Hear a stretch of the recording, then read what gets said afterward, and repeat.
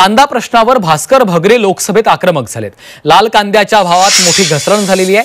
3 दिवसात 1200 ते 1500 रुपयांनी भाव घसरलेले आहेत। त्यामुळे लोकसभेमध्ये खासदार भास्कर भगरे यांनी यावरून प्रश्न उपस्थित केलाय। केंद्र सरकारने लावलेल्या 20% निर्यात शुल्कामुळे लाल कांद्याच्या निर्यातीवर परिणाम झालेला आहे। त्यामुळे निर्यात शुल्क तातडीने हटवावं अशी मागणी देखील खासदार भास्कर भगरे यांनी केलेली आहे।